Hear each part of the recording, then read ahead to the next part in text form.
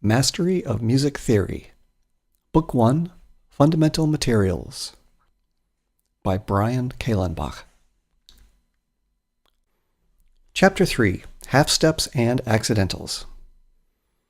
A half-step is the perceived distance from one note to the next adjacent note on the keyboard. To move a half-step up from any note, go to the next adjacent note to the right, whether it is black or white.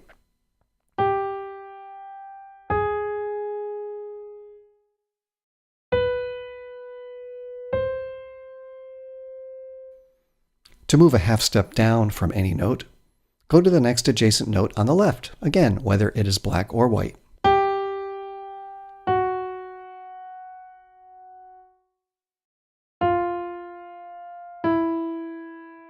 It may be easier to visualize the half steps on a keyboard in which all the notes are the same size.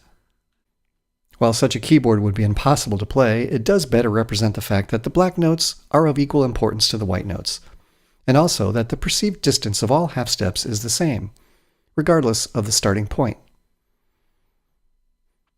In most cases, moving the distance of a half step involves either moving from a white note to a black note, or moving from a black note to a white note. However, there are two instances when moving a half step involves moving from a white note to a white note, between the notes E and F, or between the notes B and C.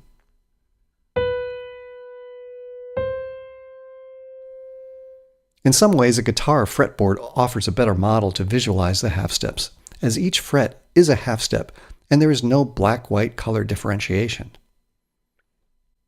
It seems apparent from all these examples that we need to have a naming system for the black notes on the piano and for the unnamed notes on the fretboard. For this, we will employ accidentals. Accidentals are the signs added to the left of notes on the staff to change the pitch up or down by a half step. The three main accidentals are the sharp, that raises a pitch one half step, the flat, that lowers a pitch a half step, and the natural, that cancels out the sharp or flat. Here are some notes with accidentals and their corresponding locations on the keyboard. When we place accidentals on notes, we place the sign to the left of the note head and on the same line or space as the note. This is to prepare the musician for the accidental as they are reading the music. When we label the notes, as we did on the keyboard above, we place the accidental to the right, such that it looks much the way we say it, as in C sharp or A flat. The sharp sign is similar to the pound sign on a keyboard, but it is oriented a bit differently. Here's how you draw it. First, draw two parallel vertical lines to the left of your note head. Then cross those two lines with two parallel lines that are nearly horizontal but slightly tipped. You should create a small tipped box that centers on the same line or space as the note the accidental is attached to. The flat sign is similar to the lowercase b on the keyboard, but it should have a more pointy end on the bottom. To draw it, follow these steps. First, draw one vertical line to the left of the note head.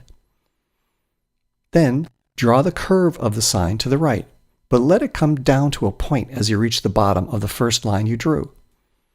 The internal space of the flat sign should center on the same line or space as the note head.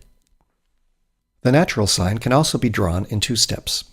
First, draw an L-shaped line to the left of the note head.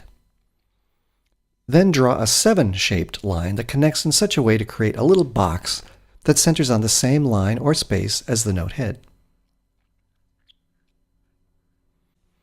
Enharmonics.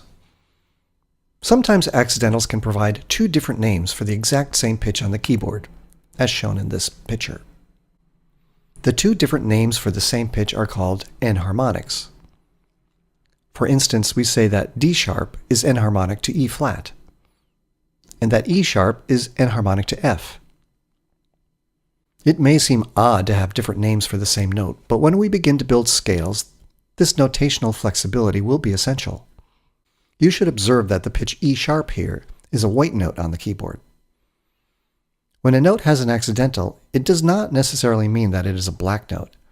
It just means that it is raised or lowered 1/2 step, and this sometimes results in a white note, especially between the pitches E and F, or between B and C. A double sharp indicates that a note is raised by 2/2 steps, and the double flat indicates that it is lowered by 2/2 steps. In subsequent chapters, we will come to appreciate that many patterns and formulas in music will require this type of notation.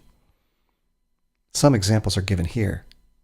As you can see, the double sharp looks similar to an X, and the double flat looks like two flat signs close together.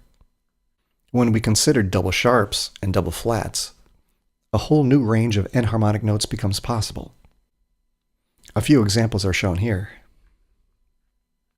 Notice here that a C double sharp raises the C pitch by 2/2 steps, and therefore it produces the same pitch as D on the keyboard. So C double sharp and D are enharmonics. Here's another example. C double flat lowers the C pitch by 2/2 steps, and therefore it produces the same pitch as B flat on the keyboard. And so C double flat and B flat are enharmonic pitches. By examining a selection of melodies that employ accidentals, we will be able to make some observations on their correct usage.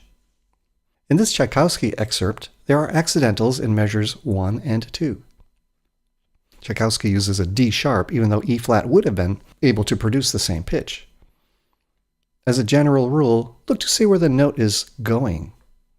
If it is heading upward, as it is doing here, it is often best to use a sharp.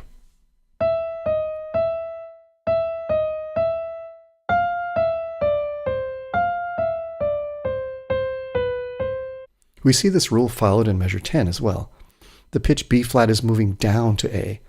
Therefore, Tchaikovsky spells the pitch as B flat instead of A sharp. In this excerpt by Edvard Grieg, we see a B flat in measure 6.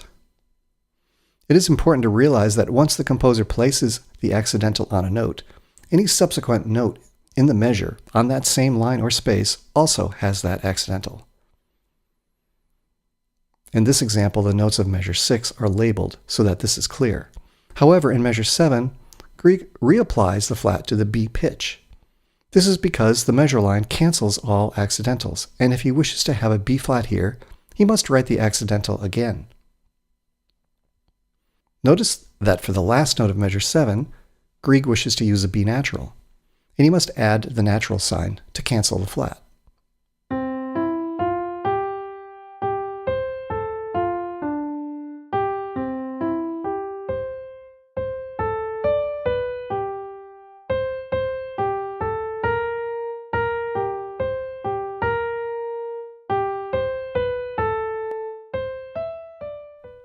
In this excerpt by Felix Mendelssohn, we see the introduction of an F sharp in measure 5. In fact, the F sharp appears in measures 6, 7, and 8 as well. However, Mendelssohn wishes to use an F natural in measure 9, so he employs the natural sign. It seems that, technically, he did not need the natural sign because the measure line already canceled the sharp.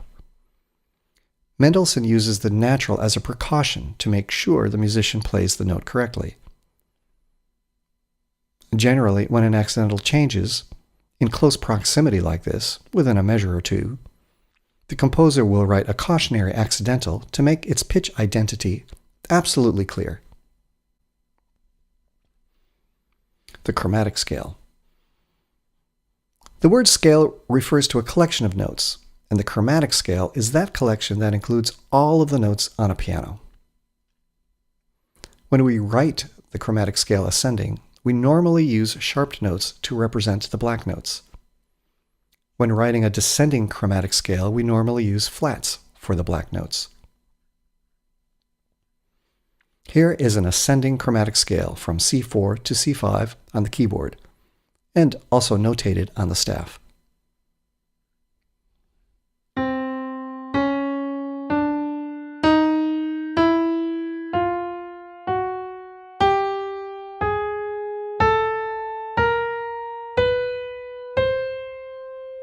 Here is a descending chromatic scale from E5 to E4 on the keyboard, and also notated on the staff. Notice that in this example, flats are used.